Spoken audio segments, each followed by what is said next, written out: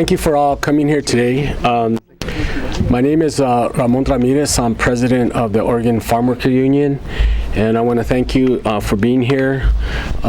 We are here today because for too long, too many Oregonians have been left behind in our economy. This session, lawmakers in this building have a real opportunity in front of them to address the crises facing people of color and low-income people.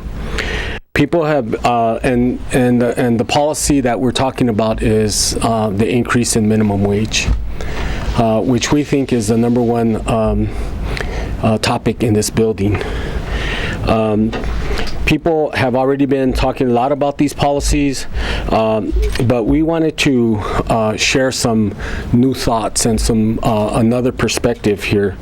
For example, Oregonian working full-time at minimum wage still earns about $20,000 a year, and yet in Marion County it costs more than $30,000 a year for a basic self-sufficiency of a single parent with a single child household. But what a lot of people don't know, and what we need to talk about, is how our Oregon economic policies are directly affecting people of color. I just want to share some statistics with you. That people of color make up 42% of the minimum wage workers, but only constitute 32% of the workforce. 45% of Latinos and 50% of African American workers are employed in low-wage industries.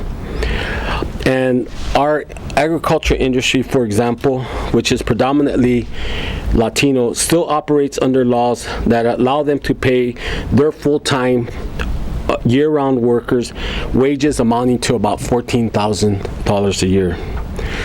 These aren't just statistics. This is a reality for many Oregonians who are trying to eke out a living in our wonderful state. For these folks, they are waiting for our politicians, for our lawmakers to take action.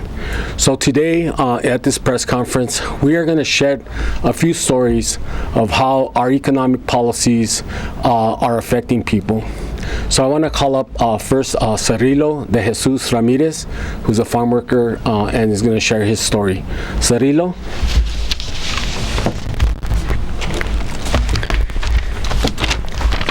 Mi nombre es Cirilo de Jesus Ramírez, tengo 30 años de edad, soy de Independence, estoy casado con 4 hijos. My name is Cirilo de Jesus Ramirez. I'm 30 years old. I'm a farm worker from Independence. I'm married and have 4 young children.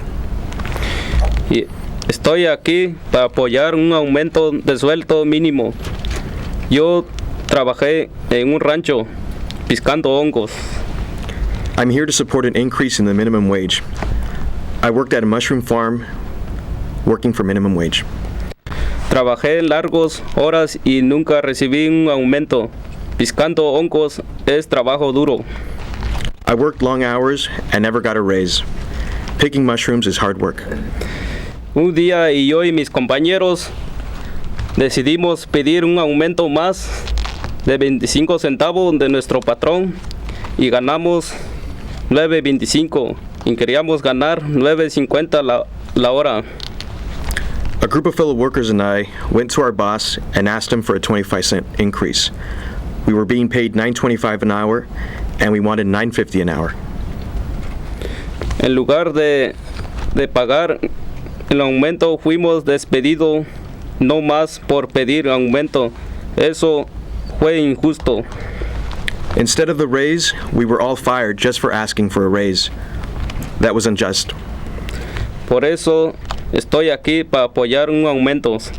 That's why I'm here to support a raise in the minimum wage.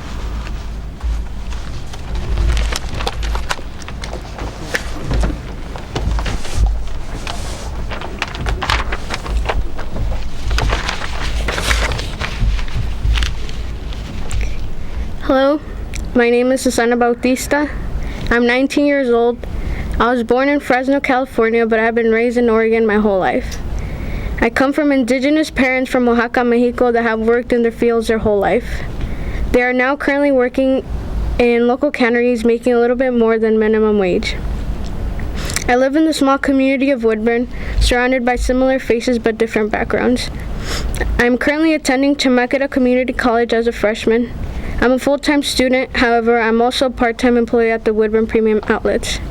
When I'm not in school, I'm at work, in the evenings and on the weekends, so I can help pay for my family's household expenses.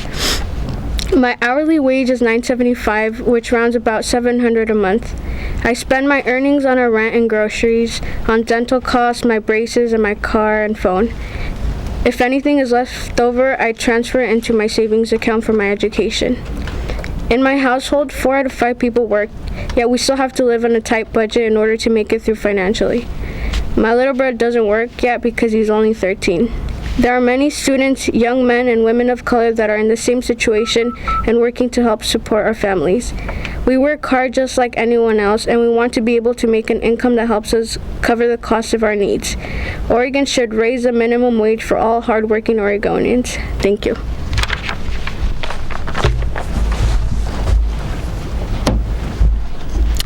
Hello, my name is Jose Redondo. I'm 26 and I've lived in Salem almost all my life.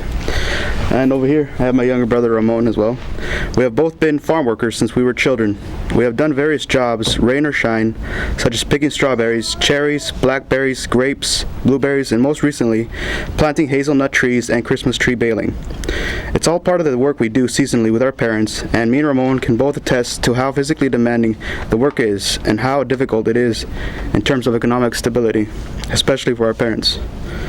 Me and my brother both consider ourselves proud, educated farm workers, and it has been frustrating in recent years to think that most basic worker rights don't apply for farm workers. I'm glad that the minimum wage is now starting to be implemented for farm workers, but at the same time, I completely disagree with the notion of a training wage for youth and farm workers as part of the minimum wage bill. The reason is because in this sector of work, there is a lot of jumping around, job to job, and they all vary in amount of work to be done. Some are even done in 2 weeks of duration. If a training period would be implemented, I would never get a minimum wage as a farm worker. Of course, everyone would be affected by a measure such as this, but at least those here know what's going on and how it will affect them personally. But out there are people like my dad, who is here too, first time at the Capitol, by the way, who don't know what goes on in here and are in much more need than we are. And those are the people we're representing here today as well. Thank you.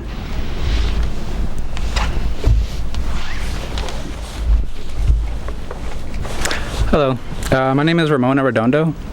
Like my brother Jose, I'm proud to identify myself as a farm worker. We have been farm working since we were 12 years old. I've always thought of the work as humbling and difficult, and the people who do the work should at least be getting paid minimum wage. Doing this kind of work alongside our parents has made us appreciate and respect them more than ever, because we realize how difficult the work is and how hard it would be to maintain a family under such conditions. My mom fell off a ladder last summer. My parents were working in the cold winter before that, picking and hauling Christmas trees.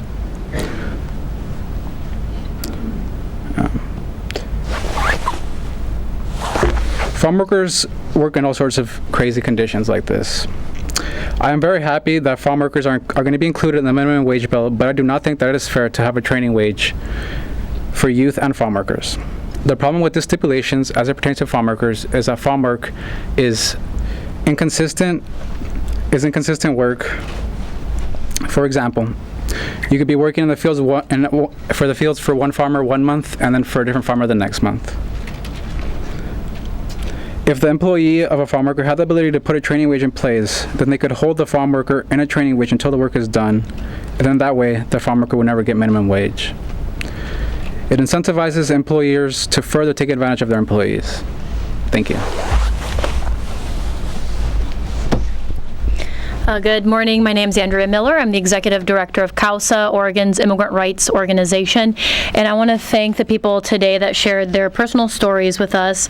They are just a few of the many hundreds of thousands of workers in Oregon that will be directly impacted by a minimum wage increase.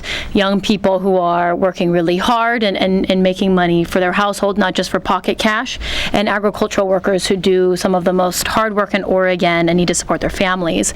And we want to be really frank about the fact that these minimum and low-wage jobs are largely filled by people of color. and that lawmakers have an opportunity this session to take smart steps in addressing historic inequities and accessing economic opportunity for workers of color in Oregon. The basic facts are that any Oregonian working full-time should be able to afford the basic necessities, and raising the minimum wage is the right thing to do. But most importantly, Oregonians have made it clear that they support a wage increase for every Oregonian. That means no exemptions and no exceptions. And we actually need more protections in our economic policies to help Oregonians, not carve-outs and no exclusions. Exemptions and carve-outs would degrade our economic policies in ways that by design disproportionately leave behind communities of color. That includes agricultural exemptions like proposed in the -4 amendment.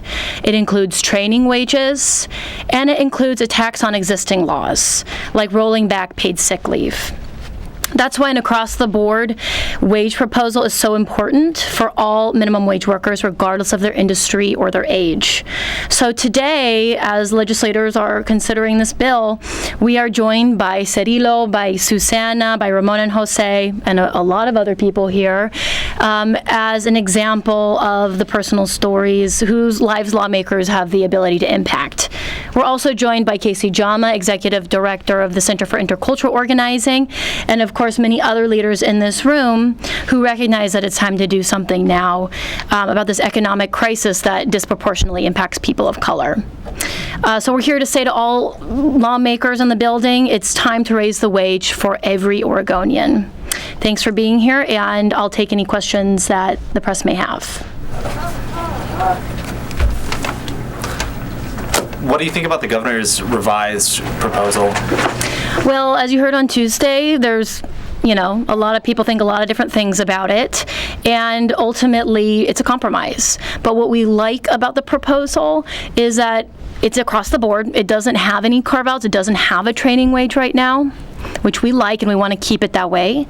And although it doesn't get to $13.50, which is what we've been advocating for, it does actually provide significant wage increases over time for a lot of workers. Are you worried that there is momentum building for carve-outs and exemptions? Yeah, we're worried. That's why we're here, and that's why we're putting a face on who this would actually impact. And that's what we're asking for from the legislature. We want a minimum wage. We want it to apply to everybody. No carve-outs. Because as you can see, it's going to impact mostly people of color here. So there is a racial impact that it has.